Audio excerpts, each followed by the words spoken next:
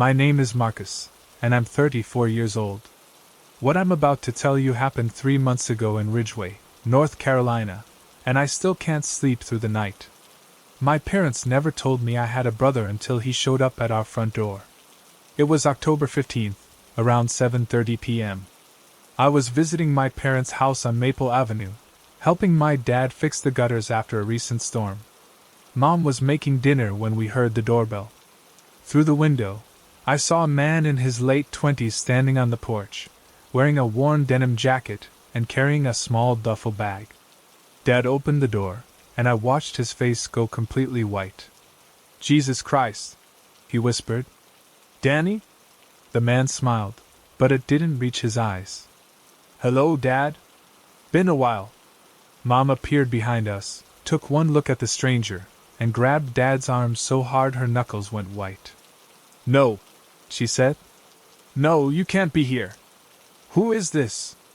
I asked, but nobody answered me. Danny stepped inside without being invited. He was thin, maybe 5 feet 8 inches, with the same brown eyes as Dad but something harder in them. His hair was longer than mine, unkempt, and he had a scar running from his left ear to his jaw. "Surprised to see me?" Danny said, looking around our childhood home like he was taking inventory. "I bet you thought I'd never find you." Dad's hands were shaking. We were told you were adopted. That you were happy." Danny laughed, but it sounded wrong. "Happy? Is that what you told yourself? That the 6-year-old you dropped off at the state facility was happy?" I felt like I was watching a movie. "What the hell is going on? Who is this person?" Danny turned to me, and I saw something in his expression that made my stomach drop. "You must be the replacement. The good son they kept." He extended his hand. "I'm Danny. Your big brother." The room went completely silent except for the sound of rain starting to hit the windows. I stared at his outstretched hand, trying to process what I was hearing. "That's impossible," I said. "I'm an only child. I've always been an only child." "Marcus," Mom said quietly, "go upstairs." "No." I looked at my parents. "Tell me what's happening. Right now." Dad sat down heavily in his recliner, suddenly looking much older than his 58 years. "We never meant for you to find out this way." Danny moved to the mantel, picking up family photos. Every single one showed me at different ages: birthday parties, school graduations, family vacations. "Look at that," he said softly. "Perfect little family.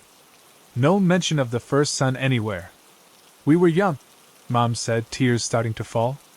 "We couldn't handle 2 children. We thought it would be better for everyone." "Better for everyone?" Danny set down a photo of my high school graduation. "You kept Marcus and threw me away. Do you have any idea what those places are like? What happens to kids who age out of the system with no family?" I felt sick. "How long have you known where we live?" 3 years, Danny said calmly. "I've been watching. Learning about your perfect life, Marcus. Your college education that I paid for with my abandonment. Your job at the bank. Your girlfriend Sarah who works at the veterinary clinic on Oak Street." The fact that he knew about Sarah made my blood run cold. "You've been following me?" "Following? No. Observing. There's a difference." Danny sat down on our couch like he owned it. "I wanted to understand what I was worth. What price my parents put on keeping one son versus another." Dad finally found his voice. "What do you want, Danny?" "Want?" Danny smiled again, and I noticed his teeth were in poor condition. "I want my family back. I want my place in those photos. I want the life you stole from me." "That's not possible," Mom said. "Too much time has passed. We can't just..." "Can't just what? Pretend you have 2 sons?" Danny's voice got harder. "You've been pretending you only have one for 28 years. Time to balance the scales." I was trying to process everything. "You said you've been watching for 3 years? Where have you been living?" "Here and there. I've gotten good at making myself invisible." Amazing what you learn when you grow up without anyone caring whether you live or die. The way he said it made me realize how little I understood about the world. I'd grown up secure, loved, provided for. This man, my brother, had grown up in group homes and foster care, unwanted and alone. I'm not going anywhere, Danny continued. I'm moving back into my childhood home. With my family. We're going to be one big happy family again. You can't just move in here, Dad said. We have lives, routines. This isn't how things work. Danny reached into his duffel bag and pulled out a manila folder. Actually, it is. See, I've been doing research. This house? It's in both your names. But your mortgage applications from 1995 show you claimed one dependent. Me. I was still legally your son when you bought this place. He handed Dad some papers. I've been to a lawyer. Turns out, abandoning a child doesn't terminate parental rights unless there's a formal adoption. You never legally surrendered me. Which means I have a claim to this house. Dad's face went gray as he read the documents. This is insane.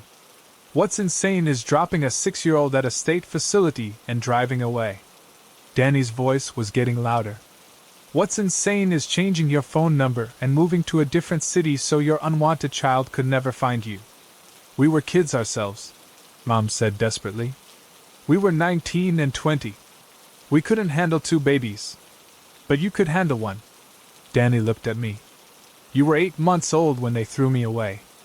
Do you know what I remember about that day? I remember you crying in your car seat, and I remember asking Dad if you were coming with me. He said no. You were staying with Mommy and Daddy. The room felt like it was spinning. I'd built my entire identity around being my parents' only child, their success story. Now I was learning I was the child they chose to keep while throwing away another. I don't understand why you're telling me this now, I said. Because, Danny said, standing up, I'm done being forgotten. I'm done being the dirty secret. I'm moving into the guest room upstairs.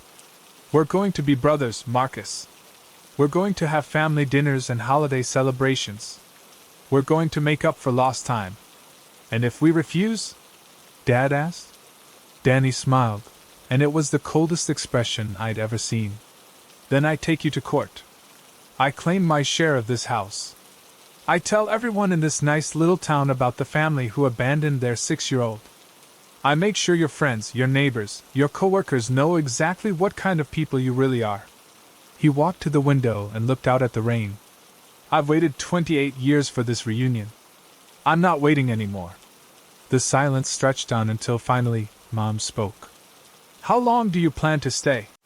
As long as it takes, Danny said. Until I get what I'm owed. Until this family accepts me as a permanent member. Until Marcus here acknowledges me as his older brother. I looked at my parents, seeing them differently now.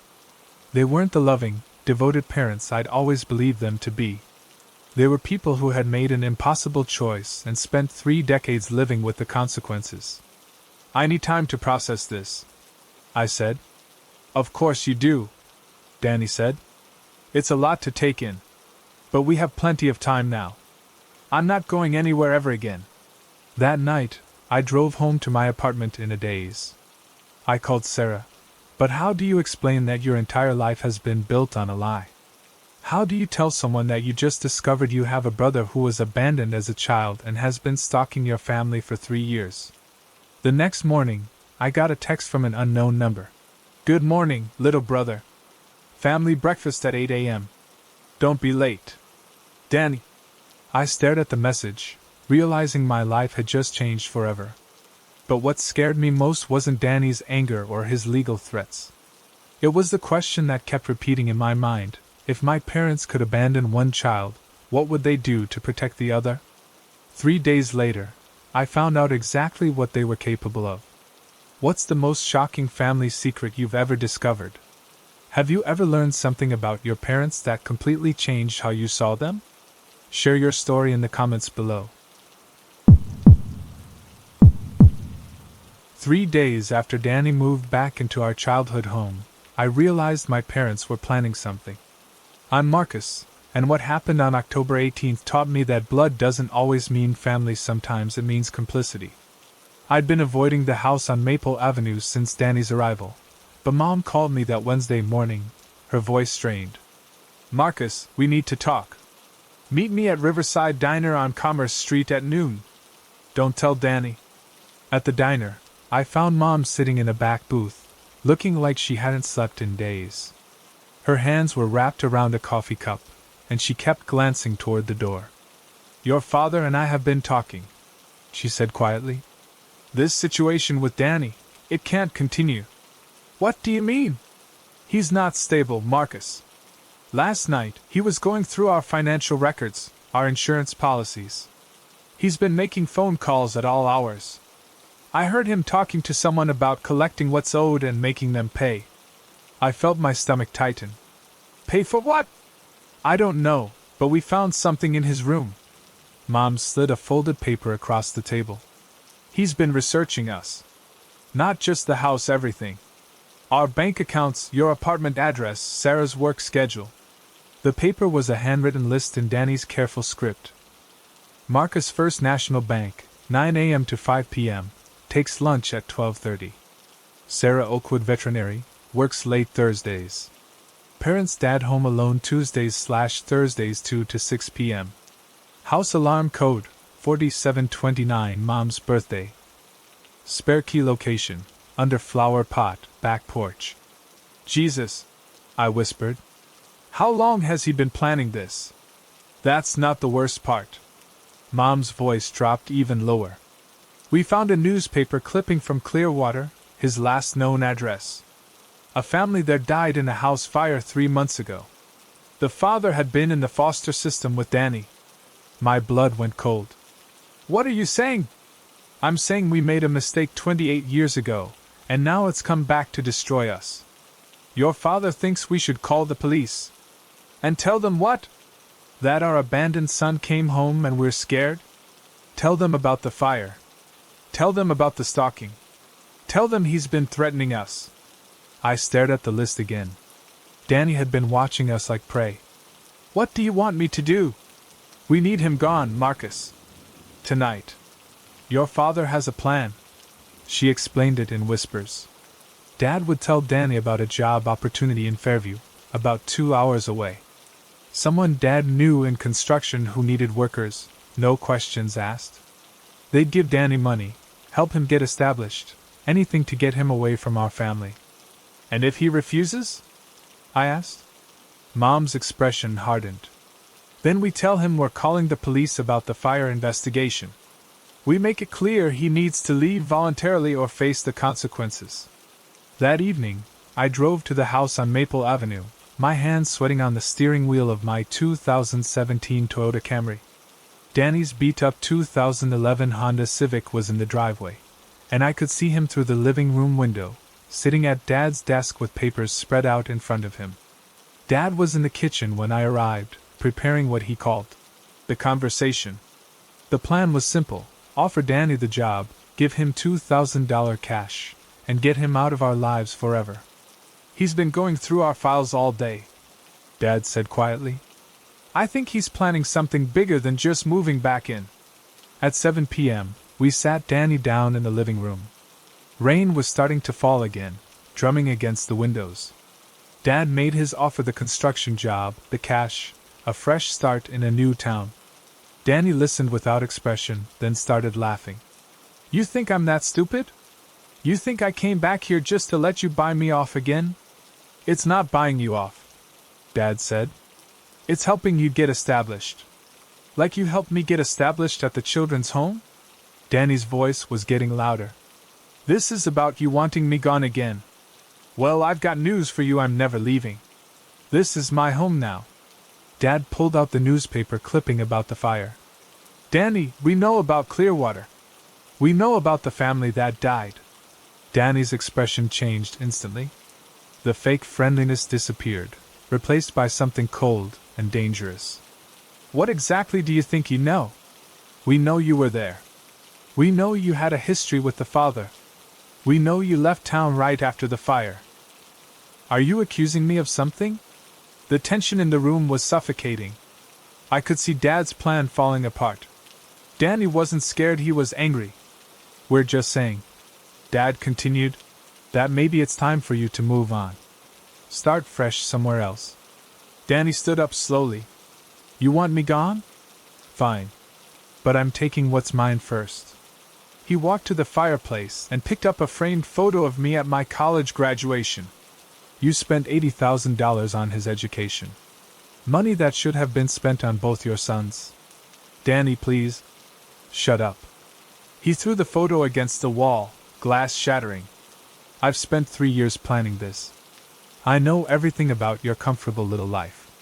I know about your savings account, your retirement fund, your life insurance policies.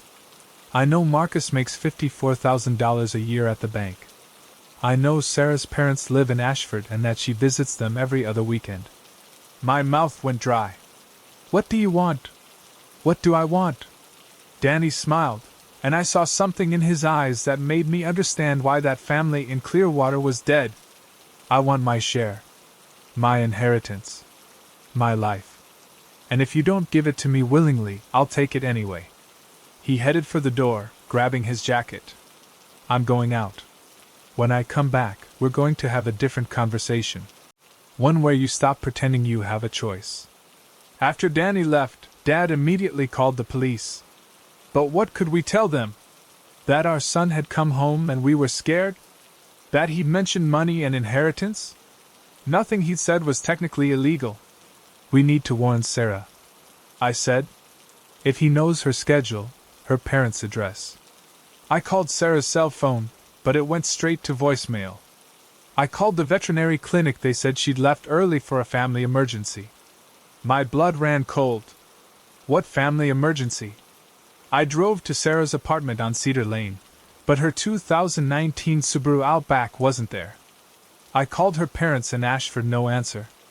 I drove to her friend Jessica's house, then to her sister's place. No one had seen her. At 9:30 p.m., I got a text from Danny. Stop looking for her. She's safe. For now. I called him immediately. Where is she? Relax, little brother. She's fine. We're just having a conversation about family loyalty. Danny, please. Sarah has nothing to do with this.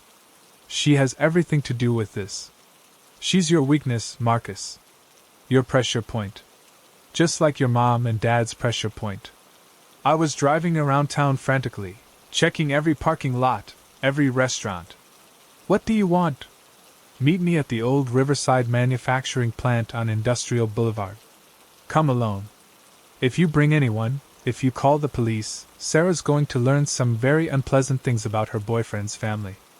The abandoned manufacturing plant was on the outskirts of town, surrounded by empty lots and broken streetlights. I'd driven past it 1,000 times but never paid attention to it. Now, as I pulled into the cracked parking lot, it looked like something from a nightmare. Danny's Honda was parked near the loading dock. I could see light coming from inside the building. I walked through the broken front door, following the glow deeper into the plant.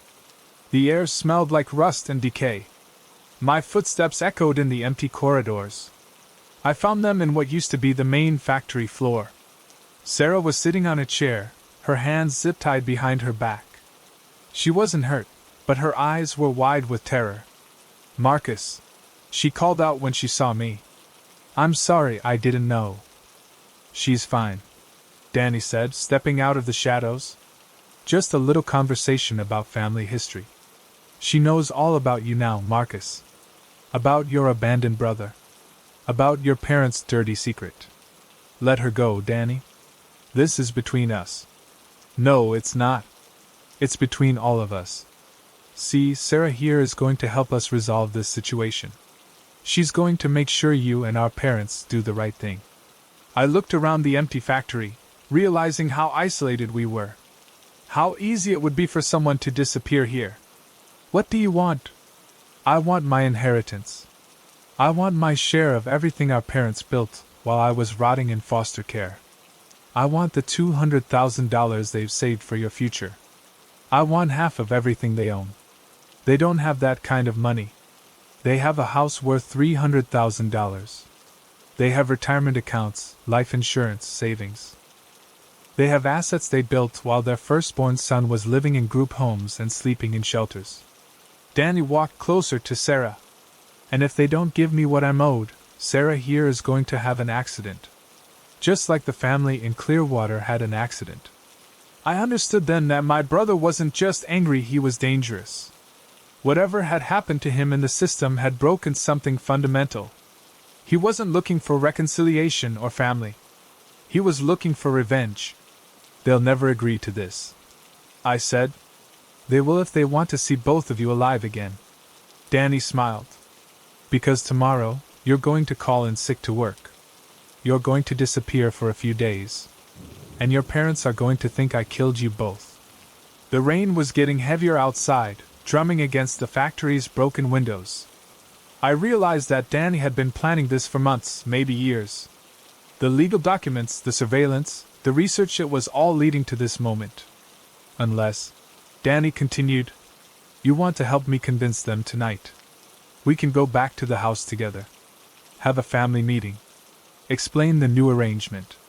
I looked at Sarah, saw the fear in her eyes, and realized I was about to make a choice that would define the rest of my life. Either I helped my brother extort my parents, or I found a way to stop him.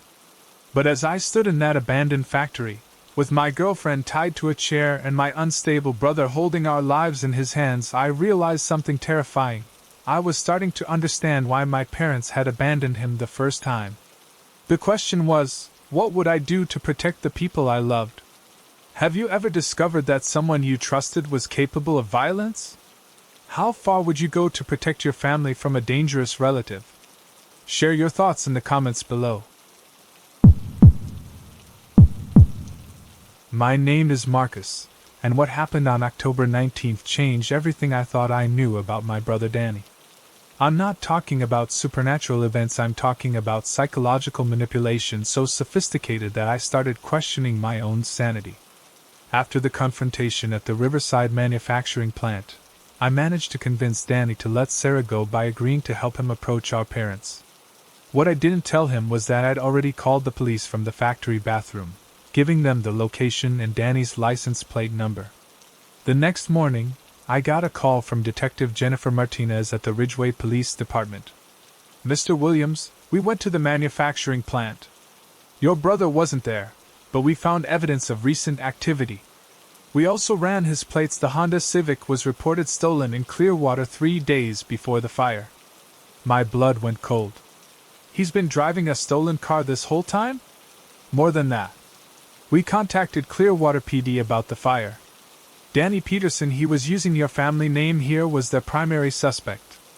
The family that died? The father, Robert Chin, had filed a restraining order against Danny 2 weeks before the fire. What was their connection? Foster brothers. Same group home from 1998 to 2002. Robert got adopted, went to college, became successful. Danny aged out of the system. Robert had been trying to help Danny find work, but Danny became obsessed with the family's lifestyle, started showing up uninvited, making threats. I felt sick. And you think Danny killed them? The fire was definitely arson. Accelerant poured throughout the house. The family died of smoke inhalation in their sleep. Danny disappeared the next day. Where is he now? We don't know. The Honda was abandoned on Highway 15, about 20 miles south of town. We have units searching, but he's had a 12-hour head start. I hung up and immediately called Sarah. She was at her sister's house in Ashford, still shaken from the previous night. I keep thinking about what he said, she told me. About how he'd been watching us for 3 years. How did we never notice? Because he's had practice, I said. Detective Martinez thinks he's done this before. That afternoon, I drove to my parents' house on Maple Avenue. Dad was boarding up the guest room window. Danny had broken it climbing out during the night. Mom was sitting at the kitchen table, staring at a manila envelope. What's that? I asked. Danny left this for you, she said quietly. It was on your bed upstairs. The envelope had my name written in Danny's careful handwriting. Inside was a single sheet of paper with a message. Little brother, I'm not going anywhere. I'll always be watching. I'll always be part of this family. You'll see. Danny. Below the message was a photocopy of my birth certificate, my social security card, and my driver's license. Information he could only have gotten by breaking into my apartment. When did he have time to do this? I asked. He must have gone there after he left here yesterday, Dad said. Before he took Sarah. I called my apartment complex manager. Security footage showed Danny entering my building at 8:15 p.m., using what looked like a key. He was inside for exactly 37 minutes. How did he get a key? I asked. We're checking, the manager said. But Mr. Williams, there's something else. The footage shows him talking to someone in the hallway. Like he was having a conversation. With who? That's the thing, there was no one else there. He was talking to empty air. For almost 10 minutes. I drove to my apartment to assess the damage. Danny had been through everything: my desk, my closet, my personal files. But it wasn't random searching. He'd been methodical, careful. He'd even done my dishes. On my bathroom mirror, written in soap, was another message. I'm part of you now. That night, I couldn't sleep. Every sound made me think Danny was in the building. Around 3 a.m., I heard footsteps in the hallway outside my door. I grabbed a baseball bat and looked through the peephole. Nothing. But when I opened the door, there was a single white rose on the floor. The same kind Mom used to put in my lunch bag when I was a kid. The next morning, I found another rose on my car windshield. That afternoon, one appeared on my desk at First National Bank. My coworker Jessica said she'd seen a man matching Danny's description in the parking lot, but security cameras showed nothing. Maybe he's not actually there, Jessica suggested. Maybe you're just on edge. But the roses kept appearing. Always in places where Danny couldn't logically be without being seen by dozens of people. The bank had security cameras covering every angle. The parking lot was constantly monitored. On October 22nd, I was having lunch at Riverside Diner when I saw him. Danny was sitting in a booth across the restaurant, wearing the same denim jacket, staring at me with that cold smile. I stood up so fast I knocked over my chair. Danny! Everyone in the diner turned to look at me. The waitress, Linda, came over. Are you okay, hon? The man in the booth by the window. My brother. Linda looked confused. What man? That booth's been empty since I started my shift. I turned back to look. The booth was empty. But on the table was a white rose. I thought I saw someone. You've been under a lot of stress, Linda said gently. Maybe you should go home and get some rest. That evening, I called Dr. Sarah Chin, a psychologist recommended by my primary care physician. I explained the situation: the abandoned brother, the threats, the police investigation, the roses. Trauma can manifest in many ways, Dr. Chin explained. When we're under extreme stress, our minds can create coping mechanisms. Sometimes we project our fears onto our environment. So you think I'm imagining Danny? I think you're processing a very traumatic situation. The guilt of being the chosen child, the fear of your brother's return, the realization that your parents aren't who you thought they were. That's a lot to handle. But even as she spoke, I could see a white rose on her bookshelf. I blinked, and it was gone. Doctor, I said carefully, do you see anything unusual in this room? She looked around. No. Why? I keep seeing roses. White roses. In places where Danny couldn't possibly put them. Dr. Chin leaned forward. Tell me about these roses. I explained the pattern: how they appeared in secure locations, how other people never saw them, how they seemed to coincide with my thoughts about Danny. There's something called intrusive imagery, she said. When we're traumatized, our brains can create vivid, recurring images that seem real. These roses might be your mind's way of keeping Danny present, of not letting you forget the threat. But why roses? You said your mother used to put them in your lunch. They represent childhood, safety, maternal love. Your subconscious might be using them to connect Danny to your family, to make him feel permanent, inescapable. I left Dr. Chen's office feeling somewhat better. It made sense, the stress, the guilt, the trauma manifesting as hallucinations. I was relieved to have a logical explanation. Until I got home and found my apartment door open. I called the police immediately. Officer David Thompson responded, a middle-aged man with tired eyes who'd clearly seen too much. We searched the apartment together. Anything missing? He asked. No, but... I stopped. On my kitchen table was a family photo I'd never seen before. It showed two young boys, one about 6, one about 8 months old. The older boy was holding the baby, both of them smiling. Officer Thompson, look at this. He examined the photo. Cute kids. Family? This is me and Danny. But I've never seen this picture before. My parents don't have any photos of us together. Maybe they kept some they never showed you. How would Danny get into my apartment? The building is secured, and I changed the locks yesterday. Officer Thompson checked the door frame. No signs of forced entry. You sure you locked it? I'm sure. Well, if it happens again, call us. But honestly, Mr. Williams, stress can make people forgetful. Maybe you brought the photo home and don't remember. After he left, I stared at the photograph. We looked like normal brothers, happy, connected, loved. It was the family we could have been. I called my parents to ask about the photo. Mom was quiet for a long moment.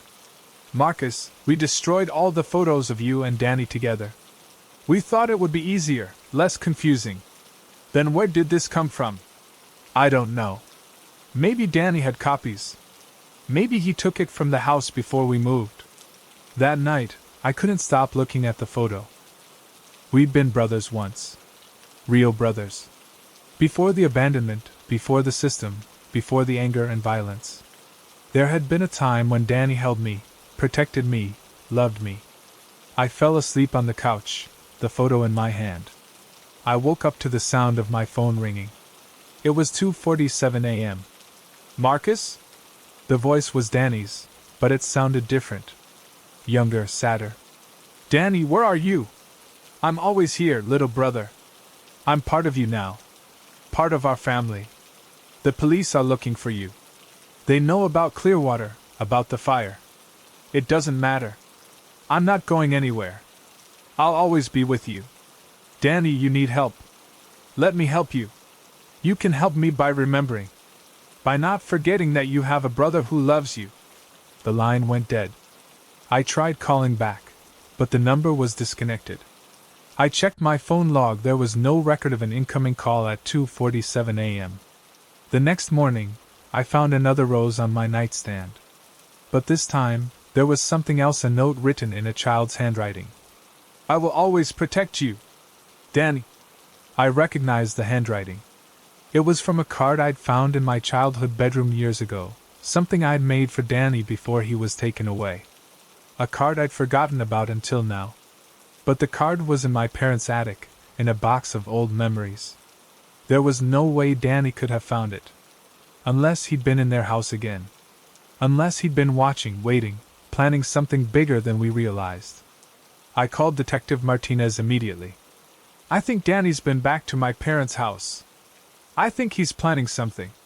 We'll send a unit to check on them. But Mr. Williams, I have to ask, have you been sleeping? Eating? You sound exhausted. I'm fine. It's just... I keep finding things. Photos, notes, roses. Things that shouldn't exist. What kind of things? I tried to explain, but as I talked, I realized how it sounded.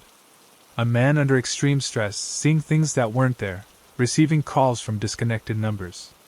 Detective, I said finally, do you think I'm losing my mind? I think you're dealing with an impossible situation. But Mr. Williams, we need to consider another possibility. What if Danny isn't just dangerous? What if he's dead? What do you mean?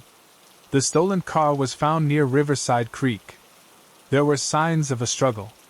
Some blood on the seats. We're dragging the creek tomorrow. I felt the world tilt. You think someone killed him? I think Danny made a lot of enemies. People who might have wanted revenge for what happened in Clearwater.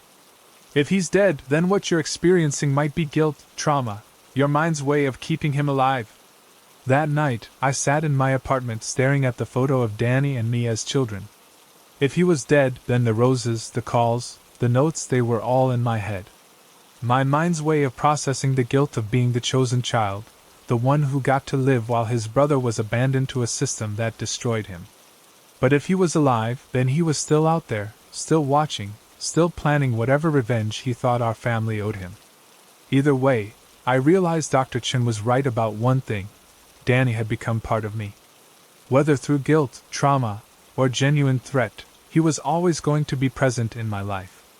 The question was, which possibility scared me more? Have you ever experienced something that made you question your own sanity? How do you tell the difference between trauma responses and real threats?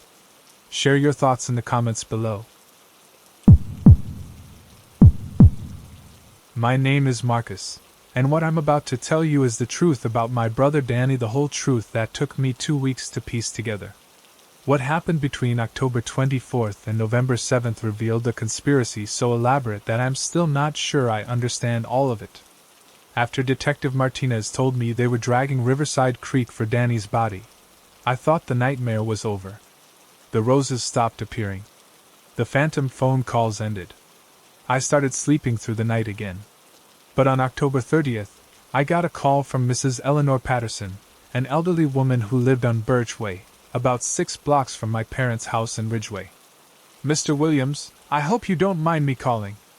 I got your number from your mother. I need to talk to someone about what's been happening in my neighborhood." "What kind of things, Mrs. Patterson?" "Strange things. Frightening things. And I think it has to do with your brother." I drove to Mrs. Patterson's house that afternoon. She was 73 years old, a retired teacher who'd lived in the same house for 45 years. She led me into her living room, where the curtains were drawn and the lights were dim. "It started 3 weeks ago," she said. "Right around the time your brother came back to town. My neighbor, Tom Bradley, started experiencing what he called paranormal activity." "What kind of activity?" "Doors opening and closing by themselves. Strange noises in the attic. Objects moving around the house. Tom's a practical man, worked construction for 30 years. He doesn't believe in ghosts." "What did he do?" "He called a paranormal investigation team. 2 young men with fancy equipment. They came to his house, set up cameras, recorded everything. They told him the house was haunted by a malevolent spirit that wouldn't rest until the family left." I felt my stomach drop. "Did he leave?" "He did. Packed up his family and moved to his sister's place in Ashford. Said he couldn't live in a house with evil spirits. The paranormal investigators offered to buy the house from him, said they dealt with these situations professionally." "Do you remember their names?" Mrs. Patterson pulled out a business card. "Peterson Paranormal Solutions. The lead investigator was named Daniel Peterson." The card was professional looking, with a logo and contact information. But I recognized the handwriting on the back. It was Danny's. "Mrs. Patterson, did you ever see these investigators?" "I did. 2 men, both in their 20s. One was tall and thin with brown hair, had a scar on his face. The other was shorter, stockier, with dark hair.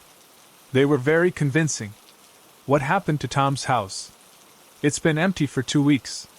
But I've seen lights on at night, cars in the driveway. I think someone's living there." I called Detective Martinez immediately. "I think Danny's alive. I think he's been running some kind of scam with a partner." "What kind of scam?" I explained about Tom Bradley, the fake paranormal investigators, the forced sale of the house. "I'll send a unit to check the Bradley house," Martinez said. "But Mr. Williams, we pulled a body from Riverside Creek yesterday. Male, late 20s, decomposed. We're waiting on DNA results. It's not Danny. Danny's alive and he's been planning this for months."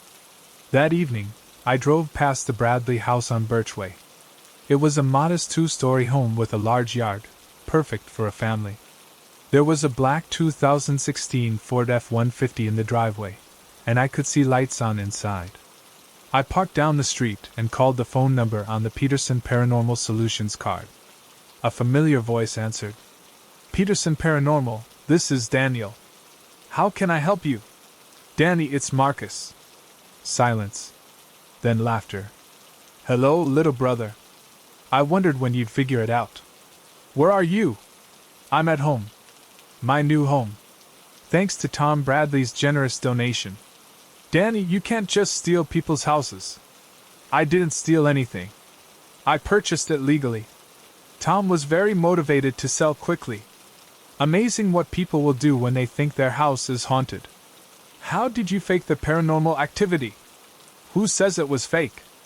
Maybe Tom's house really is haunted. Danny laughed again. But if I had to guess, I'd say hidden speakers, remote-controlled devices, maybe some fishing line attached to doors and cabinets. Amazing what you can accomplish with a little creativity and access to the house's electrical system. You broke into his house? I prefer to think of it as home staging. Tom and his family were at work and school most days. Easy enough to install a few devices, test the system, make sure everything worked perfectly. What about your partner? The other investigator? That would be Kevin. Kevin Morrison. We met at a halfway house in Clearwater. He's got a talent for electronics, security systems. Very useful skills. I remembered the security footage from my apartment building, Danny talking to someone in the hallway who wasn't there. Kevin was with you at my apartment, wasn't he? Kevin's been with me since the beginning. He's the one who helped me research your family, track your movements. He's very good at being invisible. The roses, the phone calls, the photo, that was all Kevin? Kevin's an artist. He can get in and out of places you'd never imagine. Your apartment, your parents' house, your workplace. He's been documenting everything. I felt sick. How many houses have you done this to? Tom's was our first success in Ridgeway. But we've been perfecting the technique for over a year. Phoenix, Denver, Portland, scared families will pay anything to escape a haunted house. And then you move in? We prefer to think of it as inherited occupancy. These families abandon their homes, we provide them with a solution. It's a public service, really. Danny, this is insane. You can't keep doing this. Why not? It's working perfectly. Tom got his family to safety, we got a house. Everyone's happy. What about the body in Riverside Creek? Poor Kevin. He was so worried about that. Some homeless guy who tried to rob us. Kevin panicked, hit him too hard. We figured it was better to let people think it was me. I realized the scope of what Danny had planned. You've been setting this up since you got to town. The legal documents, the threats, the confrontation, it was all to establish your identity, make people remember you. Very good, little brother. I needed people to know Danny Williams was back, that he was dangerous, that he was a threat to families. When families start experiencing paranormal activity, they remember the scary brother who came back for revenge. But why target random families? Why not just focus on mom and dad? Danny's voice got colder. Because mom and dad aren't enough. They owe me 28 years of life. I'm going to take it one house at a time, one family at a time. Every family that gets driven out of their home, that's a small payment on their debt. Danny, you need help. This isn't normal. What's not normal is abandoning a 6-year-old. What's not normal is choosing one child over another. What's not normal is building a perfect life on the foundation of someone else's suffering. I could hear movement in the background voices. Is Kevin there with you? Kevin's preparing for our next project. The Henderson family on Spruce Circle. They've been reporting strange noises, cold spots, objects moving by themselves. It's really quite disturbing. You're already working on another house? We're entrepreneurs, Marcus. We have to stay ahead of the market. I hung up and immediately called Detective Martinez. I know where Danny is. The Bradley house on Birchway. And I know about his partner, Kevin Morrison. We're sending units now. But Mr. Williams, that body from the creek, DNA results came back. It's not your brother. I know. Danny told me. It's someone they killed. They? Danny and Kevin Morrison. They'd been running a scam, terrorizing families with fake paranormal activity to force them to sell their houses below market value. How many houses? I don't know. But they've been doing this for over a year, multiple cities. And they're already targeting their next victim here in Ridgeway. 20 minutes later, I met Detective Martinez at the Bradley house. The black F-150 was gone, but the front door was standing wide open. Inside, we found a house that had been lived in recently. Pizza boxes, empty beer cans, electronic equipment scattered around. But what made my blood run cold was the wall in the living room. Covering the entire wall were photographs. Pictures of families, men, women, children with red X's marked through their faces. Beneath each photo was a property address and a date. Jesus, Martinez whispered. How many families? I counted 12 different families across 5 states. Each photo showed a family that looked happy, normal, safe. Each red X represented lives disrupted, children traumatized, homes abandoned. In the center of the wall was a larger photo of my parents, Sarah, and me at a family barbecue last summer. We were all smiling, completely unaware we were being watched. Below our photo, written in Danny's handwriting. Final payment due. Martinez found a laptop in the bedroom. The search history showed detailed research on each target family, work schedules, school activities, financial information, social media profiles. This is sophisticated, Martinez said.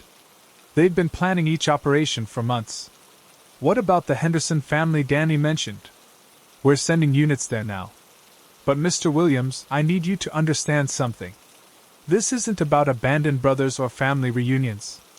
This is about 2 dangerous men who found a way to terrorize families and steal their homes. But the stuff Danny told me about his childhood, the foster care, the abuse, that was all real, wasn't it? Probably. But that doesn't excuse what he's doing now. Trauma can explain behavior, but it doesn't justify it. We found Kevin Morrison's identification in the bedroom. He was 29 years old, from Clearwater, with a criminal record including breaking and entering, fraud, and assault. There was also a notebook with detailed plans for Phase 2 of their operation. Phase 2 involved targeting wealthier families, using more sophisticated equipment, and expanding to entire neighborhoods. They'd been planning to purchase multiple houses in Ridgeway, create a network of safe houses they could move between. They're not just stealing houses, I realized. They're building a criminal enterprise. Martinez nodded. And your family was supposed to be the centerpiece. The local connection that would give them credibility in the community. That night, I called my parents to explain what we'd discovered. The relief in their voices was overwhelming. So Danny wasn't really interested in reconnecting with family? Mom asked. He was interested in using our family as part of his criminal operation. The abandoned brother story was a perfect cover for his real activities. What happens now? Now the police hunt for 2 dangerous criminals who've been terrorizing families across multiple states. But even as I said it, I knew Danny and Kevin were already gone. They'd planned their escape as carefully as they'd planned their crimes. The black F-150 was probably stolen, their identities probably fake, their next target probably already selected. A week later, Detective Martinez called with an update. We found the F-150 abandoned in Charlotte. But there's something else. We contacted the other police departments where Danny and Kevin operated. None of the families they targeted were random. What do you mean? Every family had some connection to the foster care system. Either former foster children who'd been successfully adopted, or families who'd worked with child protective services. Danny wasn't just stealing houses, he was targeting people who represented the life he never got to have. I thought about Tom Bradley, the construction worker who'd fled his home in terror. Had he been adopted? Had he worked with foster children? Had Danny chosen him specifically because he represented the stable family life that Danny had been denied? What about the Henderson family? I asked. Safe. We got to them before Danny and Kevin could start their operation. But Mr. Williams, we found something at their house. Evidence that they'd been watching your family for much longer than we thought. What kind of evidence? Photos. videos. Going back 3 years. They documented everything: your daily routines, your relationship with Sarah, your parents' activities. They'd been planning this operation since 2021. I felt sick. For 3 years, Danny and Kevin had been watching us, learning our patterns, preparing to destroy our lives as part of their criminal enterprise. The brother who came back for revenge, I said. That was just the cover story.